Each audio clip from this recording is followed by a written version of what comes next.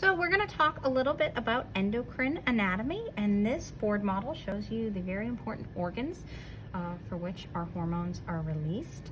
So we're going to start over here. This is the pituitary gland, and you can see it sort of hangs just a little bit down from the brain. Pituitary gland. Then over here we've got our thyroid gland. You'll see it wraps around the trachea. Then over here, most of you should be able to identify this as a kidney right now. By now, this is your adrenal gland. It sits atop of it. Over here, you've got your testes, and that is involved in the male hormones. And we'll get into this a little bit more when we get to reproductive at the end of the semester. Over here, this structure, it sort of looks pitted and is often represented in an orangish color. This is your pancreas. And again, it is responsible for your release of your insulin or your glucagon, depending on your blood sugar levels.